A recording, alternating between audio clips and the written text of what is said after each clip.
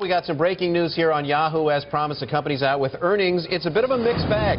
The actual earnings number comes in better than the estimate, 35 cents. The estimate had been for 30 cents, so that's the better part of the news. Revenues, however, a little bit light fractionally. The revenue ex-TAC, which is ex-traffic acquisition cost, comes in $1.07 billion. Analysts were estimating $1.08 billion, so ever so slightly missing on the revenue line. We should also point out that the company is reiterating it will continue to buy back shares under its existing 1.9 billion share buyback. So you can see the reaction there at the bottom of the screen. The stock is up, just a couple of pennies, call it about a dime right now. Cory Johnson, you know this company as well as anyone. You've had a moment to quickly go through the press release. What more can you tell us? Yeah, I don't know if I'd go with anyone, but yeah, so I think the share buyback, let's put this into context. They had a big share buyback they were reaching the end of right now, and so that's probably provided some kind of a floor underneath the stock, and as much as it's needed with the share price vaulting. So a new share buyback means there's going to continue to be support. That's, of course, Wall Street likes that, but it doesn't indicate any change in the fundamental business for Yahoo.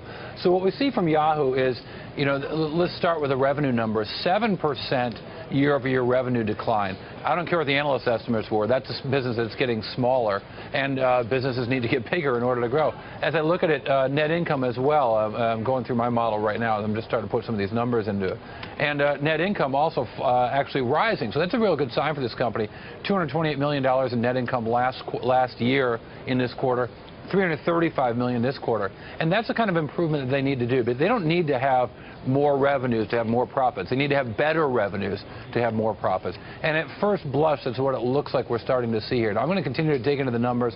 Among the things we're going to look for is what kind of revenue they got per click, how many clicks they got, what the numbers are like in display advertising. Those numbers are all going to come out both in the release that just came out as well as in a conference call. When I say conference call, here's a groundbreaker.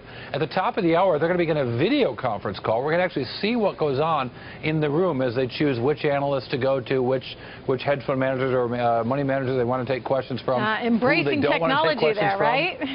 Well, how about that? One of the reasons that companies don't do this is they don't want us to see how the sausage is made. And one of the things that companies will do is they'll scribble on a piece of paper, "Don't take a question from that guy. No, not that guy. That guy's got a buy rating. Let's give him the first question." Yeah, so that kind of passing of notes will still happen, but in a much cleverer way. Okay. With Marissa Mayer in charge now. So does she get an extension, you know, on her? I mean, not that she needs an extension, but we were talking about earlier in the show, Cory, the stock was up 70%, but revenue was expected to be rather weak. Does this sort of buy her some more time? Look, the stock has benefited from the initial moves to sell the stake in Alibaba, to sell the Japanese business that they've got, and to shore up things on the balance sheet. But the income statement is her problem. And the income statement is going to be her finding a better business for Yahoo to be in as Google increasingly eats their lunch in display advertising. And so we'll see if those numbers are there to support that, and if these new initiatives, such as the very expensive acquisition of Tumblr, which will help page views but won't help revenues, if they can actually make those things work and turn those into a better business.